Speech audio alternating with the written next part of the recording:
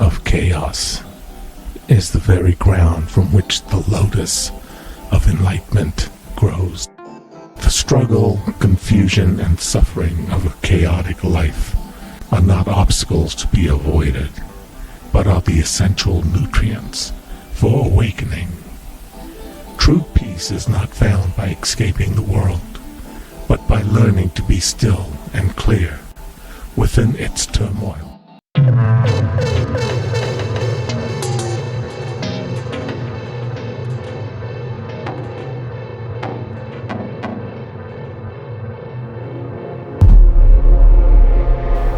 The craziness in Leo's world was not a boisterous one. It was a dull, steady hum, a white noise that grew and expanded across the voids of his thinking. It was the mad hunt for his keys when he had to leave in the morning. The 3 different to-do lists on 3 different devices, all inconsistent with each other.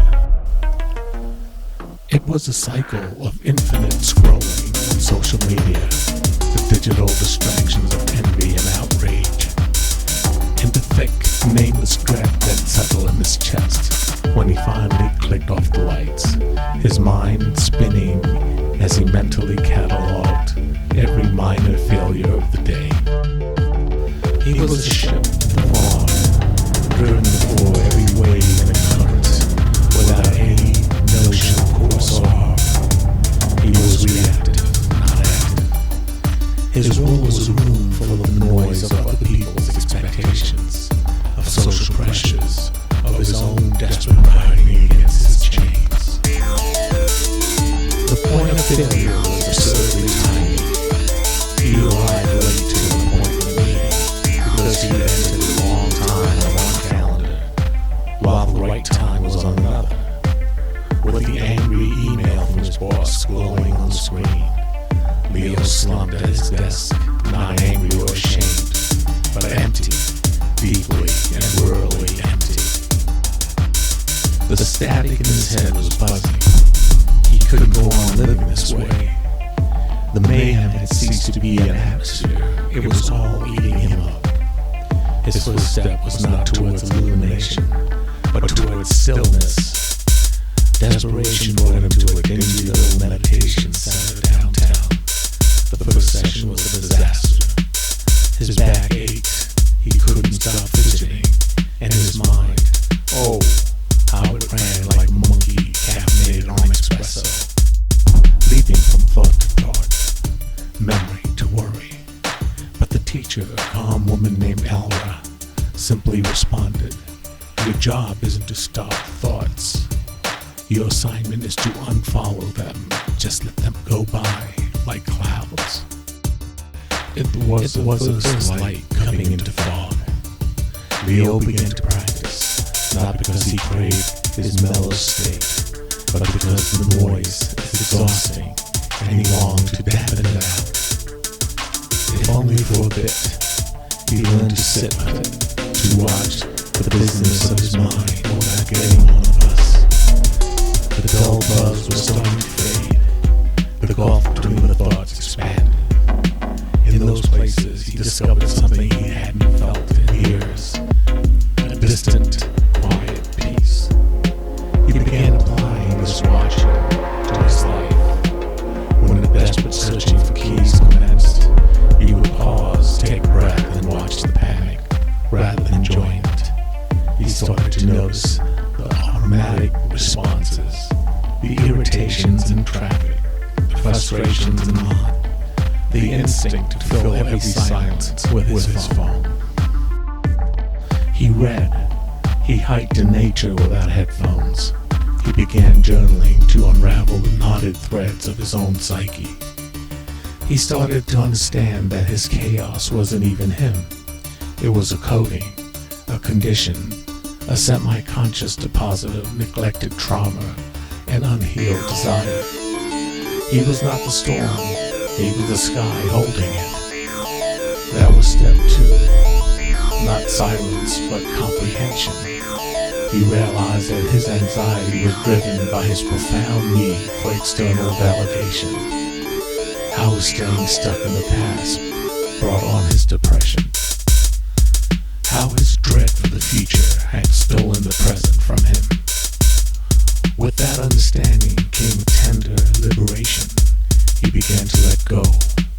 He simplified his appointment and his schedule, and with time his commitments. He said no to things that depleted him, yes to things that replenished him. One autumn afternoon, he sat on a bench at the park and watched the sunset paint the sky with oranges and purples. He wasn't thinking of a photo to post or what he had to do next. He was simply watching, and a leaf fertile and pillow let go of the branch and started its slow spinning journey to the ground. In that moment, something shifted. It wasn't a eureka moment, but at some point he realized the move had happened, and the last barrier between himself and the experience fell away.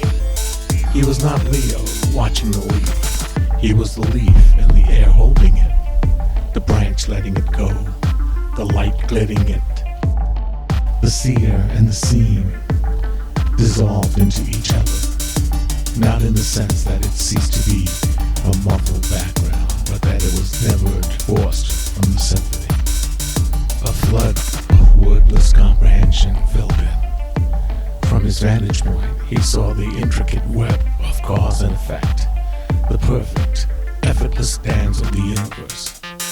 It was no longer me versus that. There was only this. The air, cool where it touched him. The laughter far away. The smell of the earth. It was occurring inside him, and he was inside it. He had arrived. He was not at some finish line, but at the beginning of this whole thing. The enlightened mind, he understood, is not a mind that knows everything, but a mind that has let go of everything it knows. Its mind that had reverted back to its normal, natural, luminous state, clear, connected, and totally here. Leo got up from the bench. The world was still the world. The keys continued to disappear, and the emails to scream. The crazy uncle refused to desist from sharing his demented conspiracy theory, no matter the polite requests or mild protestations from you or me. But he was different. He walked home no longer as the ship's silhouette against the fog, but as the ocean, broad, deep, unshakably calm, able to contain all the choking chaos of life, and to keep it boundless and mute in a silent peace. The trek was over. The journey had just begun.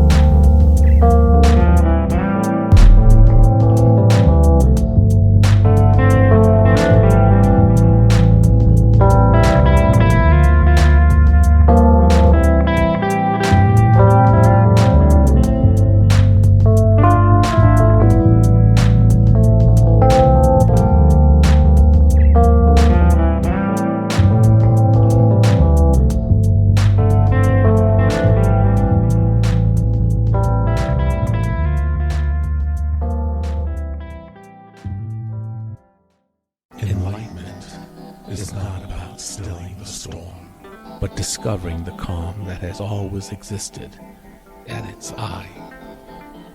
Do not eliminate all external chaos or internal thoughts, which is impossible.